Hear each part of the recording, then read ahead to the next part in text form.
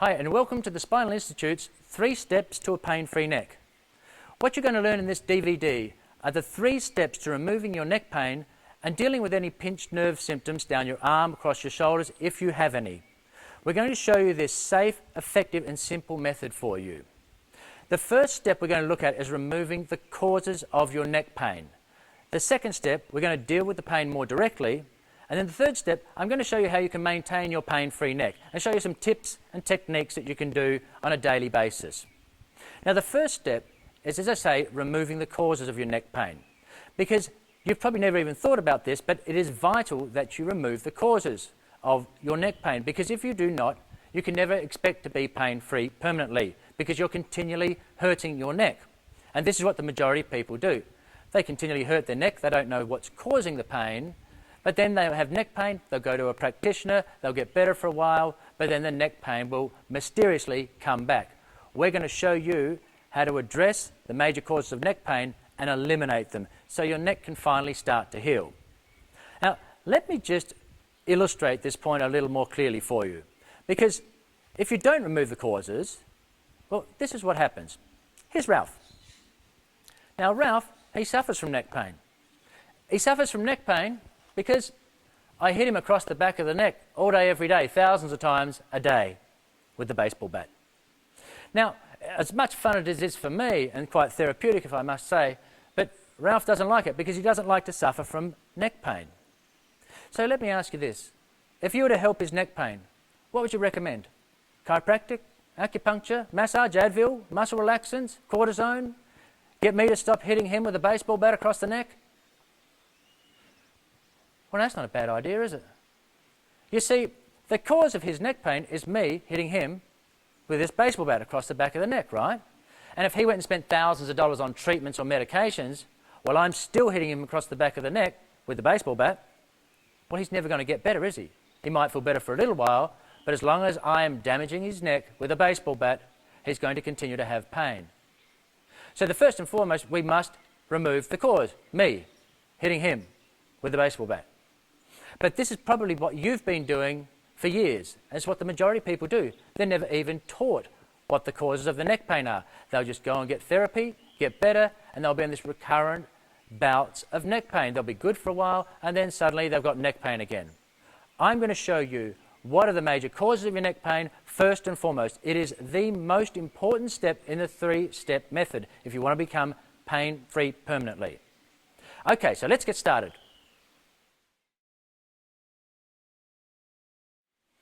So, let's remove the causes of neck pain. So what is the major cause or causes of neck pain? Well, it might look something like this to you. When you're in front of the computer, or driving, or texting. It's called the forward head posture, this.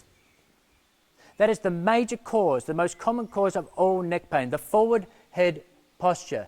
You must remove this from your daily life to ever have a pain-free neck permanently. The forward head posture puts enormous strain on your neck. Now, so let's just go back a step. What is correct posture? Correct posture is where your head is atop your spine. It's not out in front. In other words, you get that feeling of standing tall, walking tall, and sitting tall, feeling elongated through the spine. A little hint for you. If you drop a stone from your chin, it should drop onto your chest. It should drop onto your chest, not onto the floor. When you're in correct posture, if you drop a rock from your ear, it should land on top of your shoulder, not onto the floor. So that is correct posture. But the thing is, when you get into that forward head posture, now your head weighs around about 12 pounds. Every inch that your head translates forward from that correct posture creates an extra 10 pounds of weight for your neck muscles and your neck structures.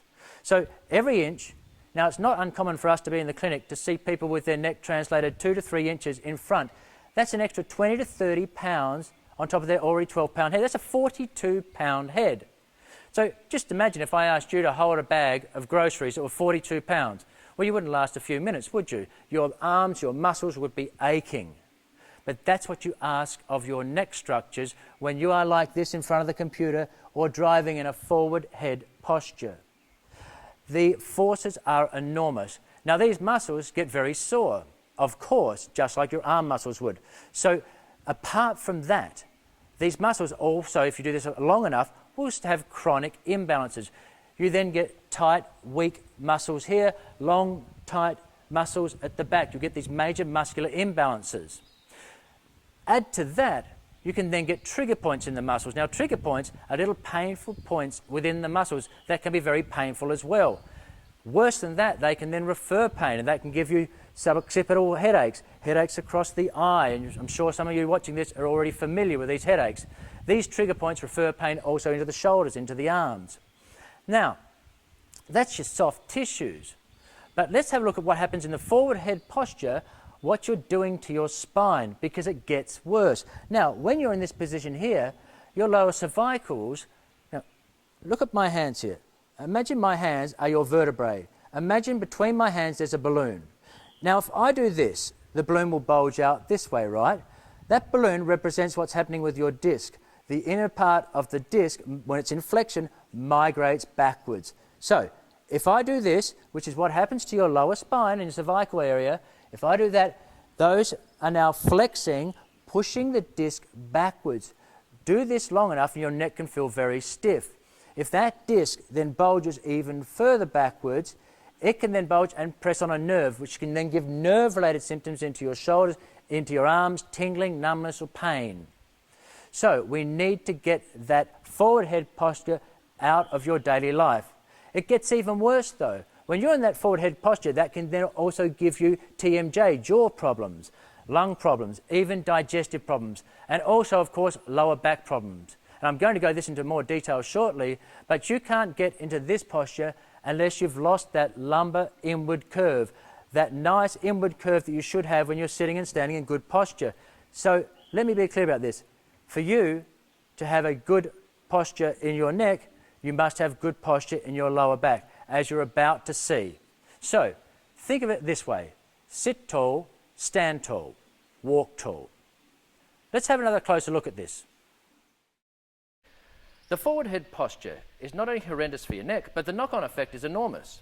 The American Journal of Pain Management says that the extra pressure imposed on the neck from poor posture flattens the normal cervical curve, resulting in an abnormal strain on muscles, ligaments, fascia and bones. And this from Eric Dalton. Posture impacts and modulates all bodily functions from breathing to hormonal production. Spinal pain, headache, mood, blood pressure, pulse and lung capacity are among the many conditions influenced by faulty posture. And this from the Mayo Clinic. Prolonged forward head posture also leads to myospasm, disc herniations, arthritis and pinched nerves. You see, a forward head posture can not only cause you neck pain, disc bulges and pinched nerves, but also suboccipital pain syndromes, sleep apnea, difficulty swallowing, teeth clenching, facial pain, migraine headaches. It affects your thinking, can affect your mood, your blood pressure, can produce upper back pain, lower back pain, sciatica, strained muscles, ligaments, fascia, accelerates degeneration of the spinal joints, arthritis, to name but a few. Now I could go on, but I think you've got the point. All right, so let's have a look at Ralph here. You see Ralph's got this forward head posture. It's not only bad for his chest muscles, but for his neck, and it's causing him neck pain. Okay, so what we need to do, Ralph, we need you to stand up tall.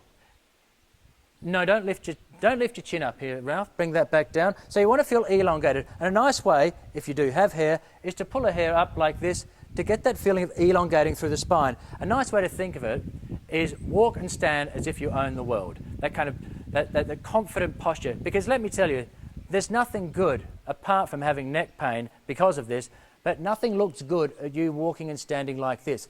So broad across the shoulders, nice and tall. You are not standing stiff like a robot. You're not lifting your chest. You just get that feeling of, as I say, elongating through the spine, feeling like you're getting pulled up by a string with balloons on top, if you like, and getting pulled up. So you're broad across the shoulders and stand like that.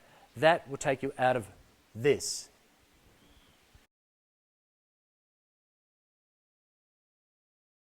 All right, so now you know how to stand correctly without a forward head posture. Now we'll try and address the problem with sitting. Now here's Ralph in a classic slouch position. He's got a big C curve going on with his vertebrae. He's lost that inward lumbar curve, the lordotic curve that we need to do. We need to have that inward curve to have any hope of getting him out of a forward head posture. So it all starts at the lower back. So let's get you to sit tall now, Ralph.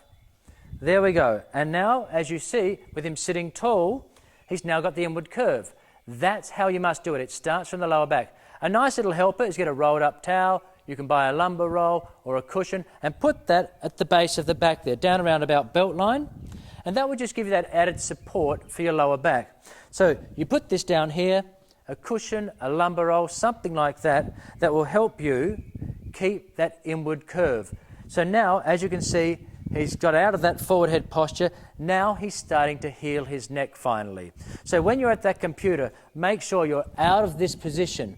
Another thing, when you're at your computer, you want to make sure that you're not stretching out with your arms, okay? Make sure that your arms, your upper arms, are basically vertical. Then they're hanging nicely.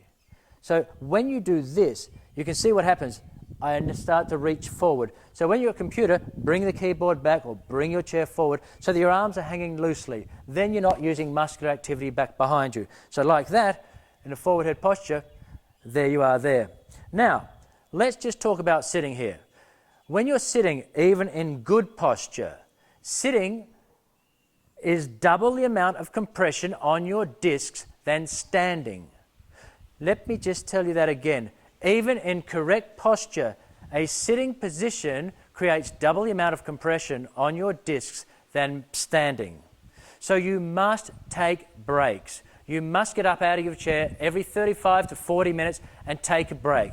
All right? Now, if you're not convinced, because I know so many of my clients say, I can't get out of the chair, I can't do that, I've got way too much work to do, read this.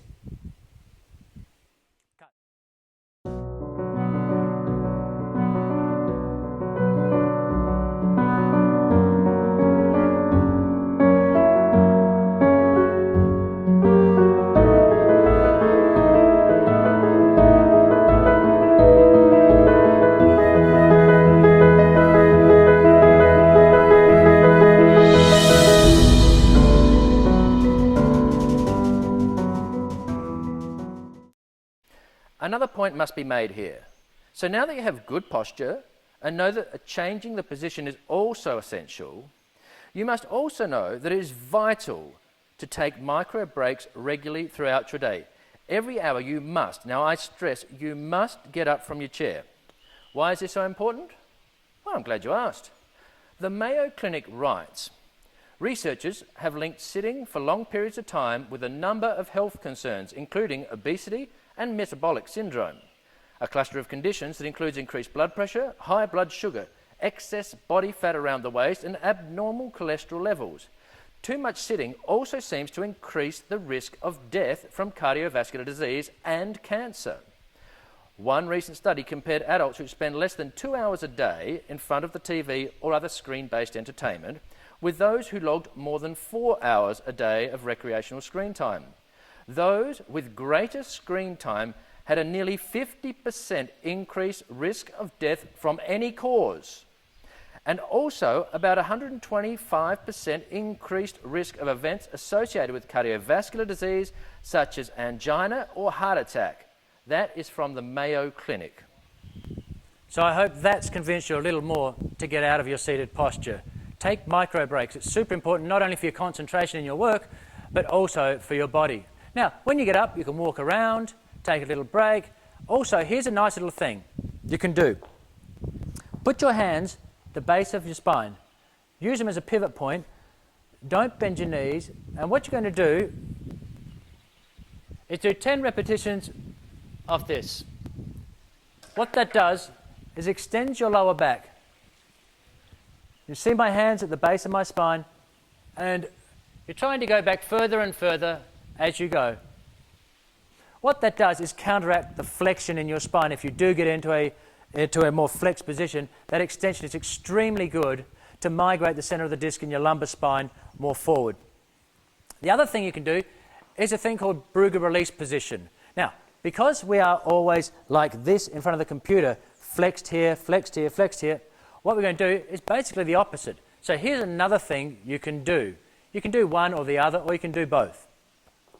What we're going to do, we're going to stand tall, lift up through the chest, have your feet are going to be what we call 10 to 2, just slightly pivoted outwards.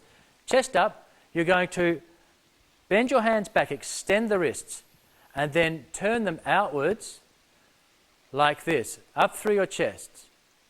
Okay, so let's just do that again.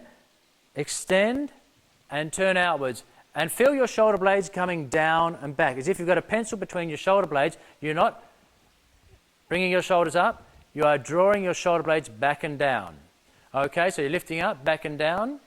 Okay, feel elongated through the spine. And then what you could do, imagine you've got a candle out in front of you, and you're going to breathe through pursed lips as if you want that candle to flicker, but not to blow out the candle. So, doing like this, and then and you're feeling a steady stream. And you can do a few of these, deep abdominal breathing, and get into the habit of doing that. This does opposite postures from internal rotation, flexion. We're extending external rotation. It's the opposite of all these seated postures. Really fantastic. Do that in your micro breaks. Take regular micro breaks, and you're going to feel a lot better. Okay, so now you know what to do. You will remain out of this forward head posture by correcting your posture, both sitting, standing, wearing the computer, even eating and drinking. Make sure you're not into that slouch position, because then and only then can your neck start to heal and you'll stop aggravating those structures like we've talked about before. All right, so this is going to be a little difficult at start simply because you've created a habit all your life probably of being in this forward head posture. So you're going to have to be conscious of it. So you're going to have to really think about your posture. You might need to put a little reminder on the front of your computer or something like that just to help you at the start. But just like creating any habit, it will become habitual. And people ask me in the clinic, how am I going to remember? Well, generally pain will remind you. Once you get back into this position, your neck will be painful again. Now, step 2 is about removing the pain. So, if you have a painful neck, you've got to remove the causes, and now we're going to do some exercises made famous by Mr. McKenzie, an incredible physiotherapist. These exercises are extremely powerful and have helped millions of people worldwide for over 20 years. I'm going to teach you these. The first exercise is what's commonly known as the double chin exercise. Now, I want to be clear about this. If you have neck pain, you're going to do these exercises 10 repetitions every 2 hours. So 6 to 8 times a day spread out throughout the day. So I don't want you to do any of these exercises until you watch through the whole DVD. Watch the whole DVD first because there's a few things you'll need to know. Okay, the other thing I want to tell you is I want you to stop any other neck exercises that you may be doing. Just do these. Now, remember I told you before about the forward head posture and its effect on the cervical discs and vertebrae of flexing and that balloon bulging that way. Now what we're going to do is we're going to do an exercise that creates extension to push that to that migrating disc, that center of the disc that migrates backwards, and if it migrates enough, compress on the nerves as we talked about. What we're going to do now is an exercise that pushes that disc in the opposite direction. And that's what we're doing here. We're going to take that balloon, if you like, or that disc, and push it more central, okay? And push it away from the nerve if you have nerve-related symptoms. Now, so what are we going to do? The double chin exercise. This is what you do. I want you to sit tall. You cannot do it in a forward head posture, which you shouldn't be doing it anyway. And a little reminder while you're watching this, I hope you've got good posture as you're watching. Okay, so here's what you do. Imagine your head is on horizontal railroad tracks. And what you're going to do is retract your head. So you create a double chin. So what you do is this. Okay, you look at it from face on. All right. Do not do this. Go back and then go into a forward head posture. Go back to your good posture. So the other thing you don't want to do is lift up like that. It is straight back. You may need to do this in front of a mirror for the first few times. In fact, I recommend you do it seated, sit tall, draw back, creates a double chin. Do 10 repetitions. It's a rhythmic exercise.